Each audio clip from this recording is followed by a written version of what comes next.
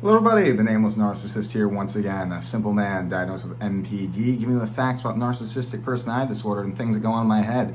If you like this video, please like, comment, and subscribe, but keep in mind, I'm no clinician, I can only speak to my own experiences.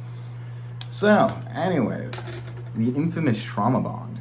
I want to put a little disclaimer before this video. I have always avoided using the term trauma bond because all I know about it is how it's used in terms of like sex trafficking and like domestic abuse situations and everything.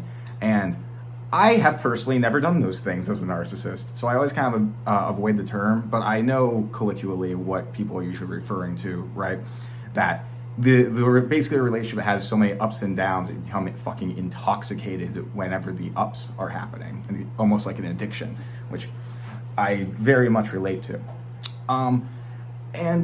But this video was inspired because there's this girl who has been in and out of my life for as long as I can remember at this point, Jesus Christ. And she is still in my life today. We aren't like trying to date or anything like that, but we used to be on and off a lot. And we were having a conversation over the phone, and I made a joke that like, I wouldn't tolerate anyone else being as mean to me as she is to me. And she says, well, yeah, because we're trauma bonded. Which really took me off guard, first of all. I was like, excuse me? But she was right. Me and her have had a very intense relationship revolving around basically us abusing each other at various points. And we were very trauma bonded. And that's another reason I tried to avoid the word trauma bond, is because trauma bond, by definition, requires a balance of power that is so heavy in one direction, when I think that balance of power can oscillate between the two. I think that there can be such thing as a mutual trauma bond, which I'll get into in a second.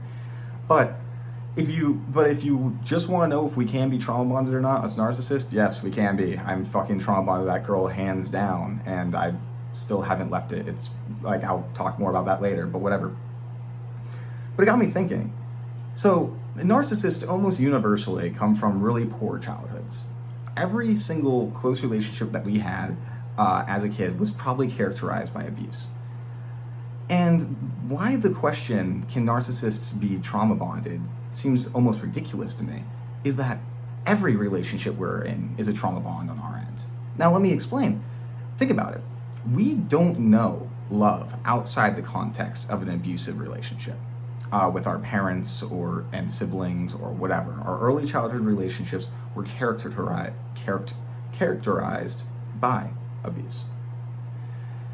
We are incapable of having a relationship that we aren't trauma bonded in, because if we're in that relationship and we feel really into that person, like, we must feel like we're being abused somehow. That's the only thing that's ever gotten me to stick around, is when somebody has been super toxic to me.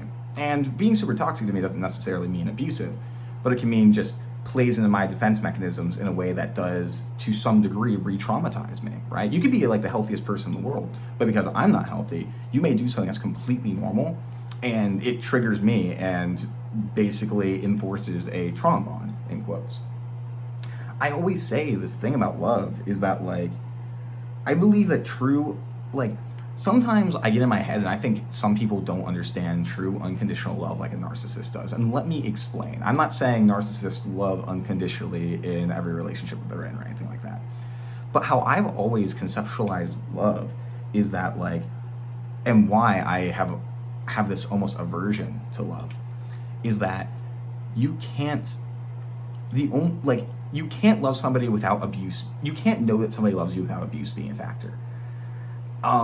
And I know that sounds weird, but it's like, to me, true unconditional love is when you hurt somebody, you hurt each other over and over again. You guys like rip each other down to just the bare minimum. Like, you get like deep in there, all their insecurities spewing out over the amount of hate that you guys are ejecting back and forth at each other. But you always come back. Isn't that unconditional love? There's no conditions. No matter what hell you put each other through, you always go back. That is how I characterize love. That is how, in my messed up narc mind, I think about love. Is that no matter how much you hurt each other, you don't leave, and you come back at the end of the day. And that's what I dreamed about since I was a kid. I didn't dream about hurting people, obviously, but just a family unit that no matter what happened, anything could happen, and you would still always be there for each other. You'd never turn your back on each other. And a lot of people will be like, well, that's not love if like you guys are capable of, you know, doing those terrible things to each other. And like, I can see that point, sure. But it's not about what we're, in my mind, like what you're capable of doing is completely irrelevant. It's what you're willing to put up with. I am having a lot of sympathy right now for people who have been in toxic relationships where they stay when they really shouldn't have. By the way, now that I'm saying these things out loud, I understand your guys' position a lot better. Jesus Christ.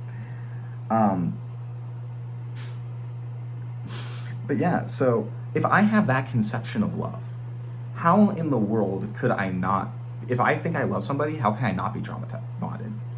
Because you haven't proved that love or I haven't proved that love to you until you've hurt me so fucking bad and I still come back. And it makes me think, like, and this does bleed into this friendship that I have nowadays with this girl. She is somebody who has hurt me to hell and back, and I've hurt to hell and back, but we're still there. I know that she'll not, I always, people sometimes will ask me, why are you still friends with her? And I say, because she always comes back. And a lot of people won't be watching this thinking, well, that's fucking toxic as hell. And yes, it is. Don't get me wrong. It is. Whatever. But there is something so comforting in that. And I'm healthy enough now that I'm not hurting her, and I have strong enough boundaries that I won't let her hurt me. But just the fact that I know no matter what, she's still going to be there is probably one of the most comfortable feelings of love I have had in my entire life. And people talk, and some people are probably going to say like, oh, you got to break that trauma bond. Maybe I should. In fact, I know I should. I know it's not healthy for me to stay in that girl's life. I know it's not healthy for either of us. I just don't care. The idea that there's one person in the world who, no matter what happens, will not leave, will not abandon me, by far is worth any future hurt I could experience in my mind. This is quickly becoming one of the most toxic videos I have ever recorded. Please do not take this advice from me. This is not advice. This is not advice. This is just me speaking. I might have to, whatever. I'm like, fuck, should I even post this? Because it sounds like I'm encouraging people to stay in toxic relationships, and I'm really not. The only reason I'm even telling people about this is because I have strong enough boundaries now that I don't allow either of us to get hurt by being in each other's lives.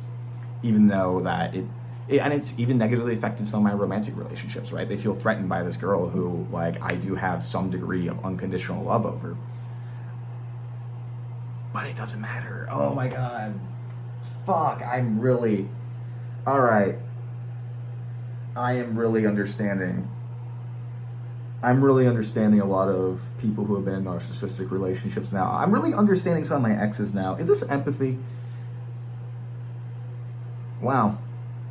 Being forced to kind of face how you guys are going to react to me saying these things and comparing it to your guys' situations is making me be like, whoa, I understand a lot better now.